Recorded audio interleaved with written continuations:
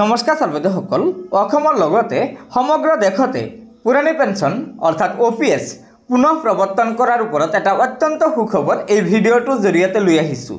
হয় সৰ্বদসকল, আমাৰ অসম ৰাজ্যিক প্ৰাথমিক শিক্ষক সন্মিলনীৰ সম্পাদক প্ৰধান ৰাতুল চন্দ্ৰ গোস্বামী ডাঙৰীয়াই জনাইছে যে কেন্দ্ৰীয় বাজেটত OPS ঘূৰাই অনা সংগ্ৰামে মাত্ৰা লাভ কৰাৰ দিশে, অৰ্থাৎ আমাৰ মোদী চৰকাৰৰ চলিত বাজেট অধিৱেশনতে OPS পুনঃ প্ৰৱৰ্তন কৰাৰ কথা ঘোষণা কৰাৰ পূৰ্ণ সম্ভাৱনা আছে। সৰ্বদসকল, এয়া নিশ্চয় আমাৰ NPSৰ অধীনস্থ চৰকাৰী কৰ্মচাৰীসকলৰ বাবে ৰাতুল চন্দ্ৰ গোস্বামী ডাঙৰীয়াই এটা অত্যন্ত সুখবৰ দিছে। তেখেতে নিশ্চয় ভিতৰুৱাভাৱে জানিব পাৰিছে যে মোদী চৰকাৰে 2024 বৰ্ষৰ ফেব্ৰুৱাৰী মাহৰ বাজেট অধিৱেশনতে সমগ্ৰ দেশতে পুৰণি পেঞ্চন পুনঃ প্ৰৱৰ্তন কৰিব।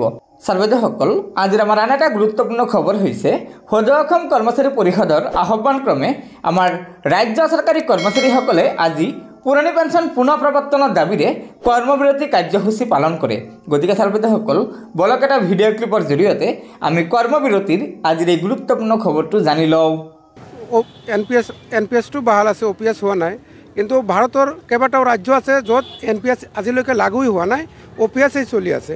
আৰু অলপতে কেইটামান ৰাজ্য কংগ্ৰেছ শাসিত ৰাজ্য হ'ল, কংগ্ৰেছ চৰকাৰ হোৱাৰ পিছত তেওঁলোকে NPSৰ পৰা OPS কৰিছে।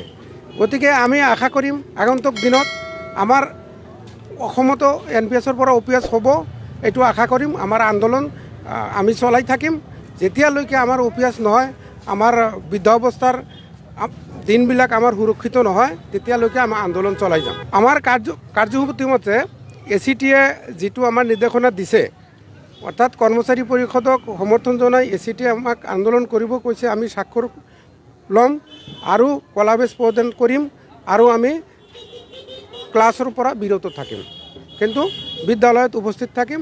আমি যেতিয়ালৈকে আমি 4টা বা 4:30 বজাত ইয়াৰ পৰা আমি গুচি যাম।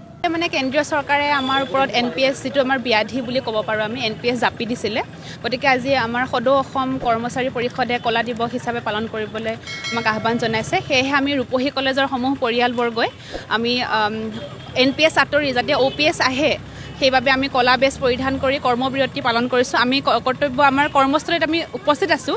আমি স্বাক্ষৰ প্ৰদান কৰি আমি কলা বেজ পৰিধান কৰি আজি কলা দিৱস হিচাপে আমি উদযাপন কৰিছোঁ। গতিকে সৰ্বদসকল, এয়াই আছিল আমাৰ ৰাজ্যৰ NPS কৰ্মচাৰীসকলৰ বাবে আজিৰ বিশেষ খবৰ। আশা কৰিছোঁ আপোনালোকে এই ভিডিঅ'টোৰ জৰিয়তে কিবা এটা কথা জানিব পাৰিছে। সেয়েহে আমাৰ এই ভিডিঅ'টো লাইক শ্বেয়াৰ কৰিব আৰু পৰৱৰ্তী সময়ত ৰাজ্যৰ চৰকাৰী কৰ্মচাৰীসকলৰ বিভিন্ন খবৰসমূহ পোনপ্ৰথমে পাবলৈ অনুগ্ৰহ কৰি আমাৰ এই চেনেলটো ছাবস্ক্ৰাইব কৰি ল'ব।